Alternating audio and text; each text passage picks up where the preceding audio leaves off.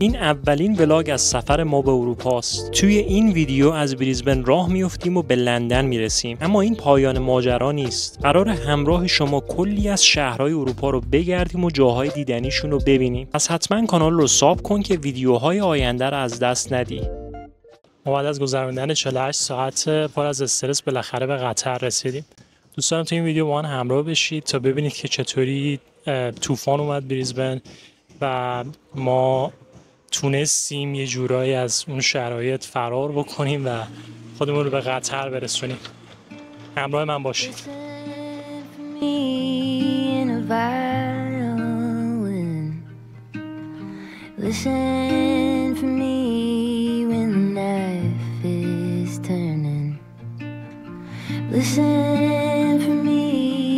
اگر می‌خواستم یه عنوان برای این بخش از ویدیو انتخاب بکنم، هیجان و اضطراب رو واسش انتخاب میکردم، به این خاطر که خیلی هیجان زده هستم چون پاسپورت استرالیاییم رو همونطور که میبینید بالاخره میتونم ازش استفاده بکنم. یه 2 سالی هستش که دارمش اما یه بالی بیشتر باش نرفتم و قراره که تو 3 هفته آینده به 6 تا کشور اروپایی برم، چیزی که همیشه آرزوم بوده که بتونم انجام بدم و فقط با همچین پاسپورتی میتونم این کار رو انجام بدم، نه با پاسپورت آشغالی که متاسفانه مردم ایران ماها داریم. خیلی هیجان زده هستم به این خاطر و اضطراب دارم به این خاطر که یک طوفانی به نام طوفان آلفرد داره به سمت بریزبن میاد. قراره که فردا یه عالمه بارون داشته باشیم، بادای خیلی زیاد 150-160 کیلومتر در ساعت. خلاصه قراره که اتفاقات غیر قابل پیش بینی واسه ما بیفته و شاید پروازمون هم کنسل بشه که امیدوارم این اتفاق نیفته، بخاطر اینکه بالاخره یه عالمه خرج کردیم، بعد مرخصی بگیر و همه این صحبت‌ها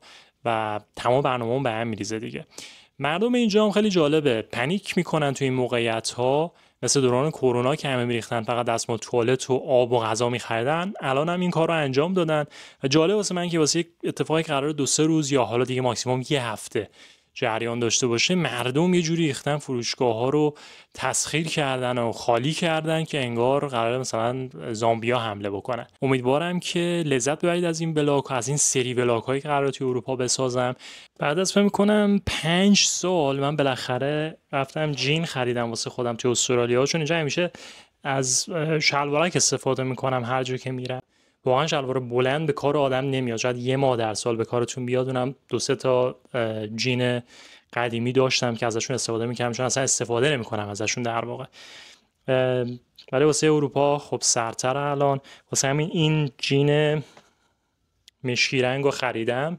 من الان خیلی وقته که از دنیای مد دور هستم. مثلا من نمیدونم این چیه اینجا هست، الان این چیه واقعا، چرا اینو گذاشتن اینجا؟ این برش نداره، نه این برش هم این برش اینجوری یه دونه جیب داره. یه چیزای عجیب و غریبه دیگه. این چیه آخه؟ یه قلاب این بر گذاشتن، یه دونه جیب این بر. جفتشو میگه جیب دیگه. نظرتون حتما به من توی کامنت ها بگید. اینم از شلوار راحتی واسه داخل هواپیما، پایینش هم از این کشا داره بتونم پامو بیارم بالا. میگم واقعا پیری بد دردیه. اینم واسه لباسم داخل هواپیماست. اگه میبینید رقم کردم واسه اینکه فن رو نمیتونم بزنم چون نویز میندازه روی میکروفون. همین دیگه خواستم اینا رو بهتون نشون بدم. اگه لباس جدیدی هم خریدم تا یک شنبه، اونا رو هم بهتون حتما نشون میدم.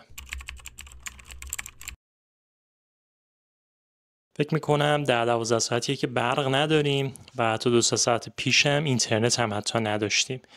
روی گوشی کلا همه چیز قطع شده. همونطور که میبینید همچنان طوفان در جریانه. بدون اینترنت و برق تنها کاری که میشد انجام داد این بود که بشینیم و نقاشی بکنیم. یکی از کارهایی که مدت‌ها بود می‌خواستیم انجام بدیم ولی خب انقدر حواس پرتی‌های دیگه زیاده که آدم نمیرسه انجامشون بده. امیدوارم که این طوفانم خیلی سریع بگذره، ما هم برقمون برگرده. فکر می‌کنم دفعه بعدی که باهاتون صحبت بکنم تو مسیر فرودگاه باشیم.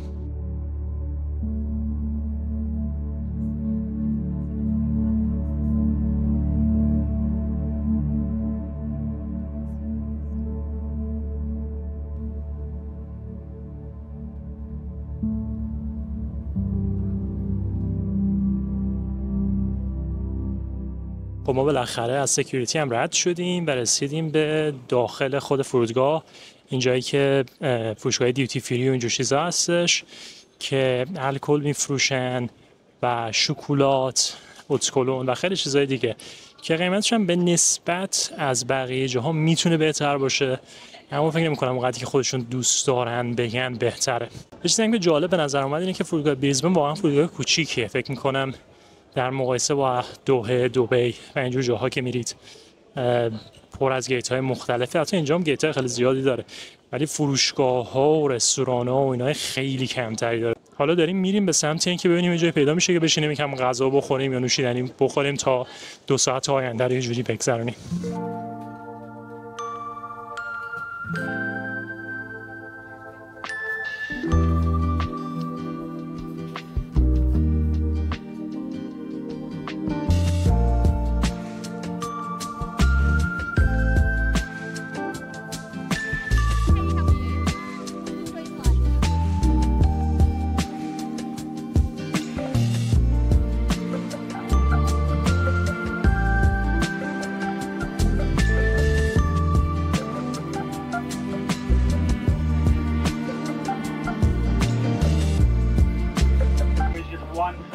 Catering here in Brisbane and they flooded out earlier today. So this is the only way to get the flight going tonight after several days of cancelled flights.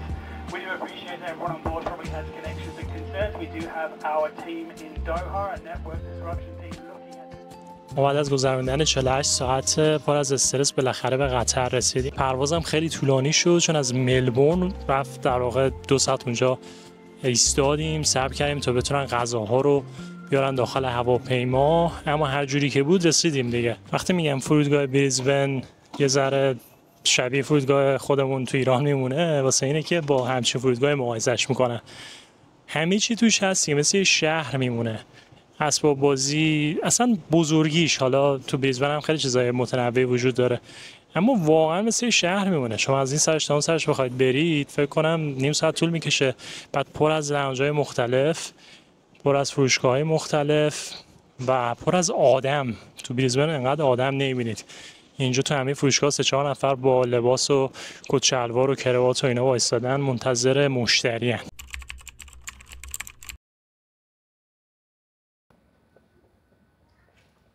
یکی از خوبی‌های کردیت کارت داشتن اینه که به شما این اجازه رو میده، حتی بعضی‌هاشون، که یه سری تسهیلات رو داشته باشید. بعضیشون بهتون امتیاز میدن، بعضیشون بهتون دسترسی به بیمه سفر و اینجور چیزا رو میدن، و بعضی‌ها مثل کردیت کارتی که من دارم بهتون اجازه میدن که به این لاونجایی که مخصوص یه جوری وی آی پی توره دیگه، که البته فکر نمی‌کنم هزینه‌اش هم خیلی زیاد باشه، اما مثل خوبیه دیگه داشتنش، این که بتونید برید یه جایی راحت بشینید، غذا بخورید، حموم برید، اون چند ساعتی که مجبوری تو فرودگاه بمونید رو یه ذره راحت‌تر بگذرونید.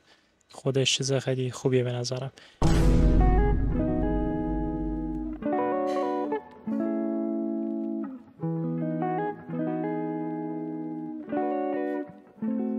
چی بهتر از این که آدم بتونه یه حمومی بین 2 تا پروازش داشته باشه.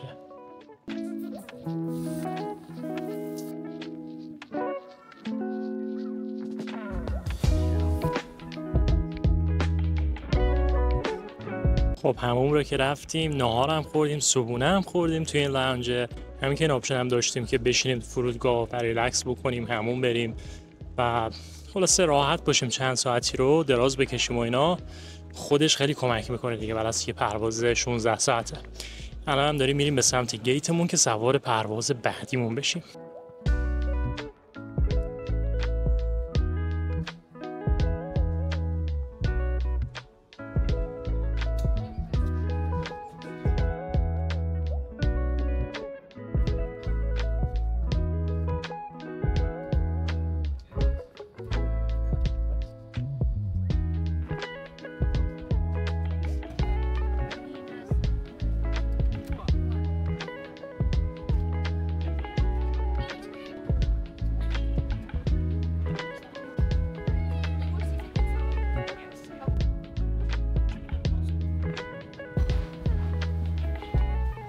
باورم نمیشه ولی بالاخره رسیدیم بعد از 8 ساعت از دوحه به لندن. واقعا اگر میخواید مسافرت و اینا برید به استرالیا مهاجرت نکنید، چون قشنگ یه روز و نیم تو راهید دیگه بخواید به اروپا یا خاورمیانه برید. ولی خب دیگه اینم سالی یه باره. بریم ببینیم که توی لندن چیکار می‌خوایم بکنیم. احتمالاً سوار قطار بشیم و بریم به هتل دیگه.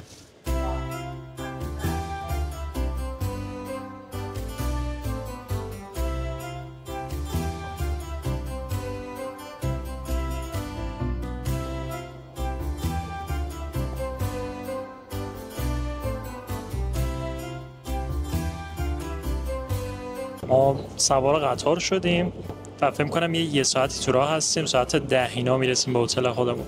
نکته جالب اینه که قطار لندن خیلی شبیه متروی تهرانه، این قطارهای آندرگراند لندن، و در مقایسه با بریزبن هم خیلی کثیف‌تره و هم خیلی قدیمی‌تره. قاعدتاً باید هم قدیمی‌تر باشه دیگه به نسبت تاریخچه‌ای که این دوتا شهر دارن. و اینکه خب جمعیت لندن هم خیلی بیشتره، افراد خیلی بیشتری از این ترن‌ها استفاده میکنن. در هر حال سوار این قطار هستیم و ساعت 10:10 میرسیم به هتل خودمون.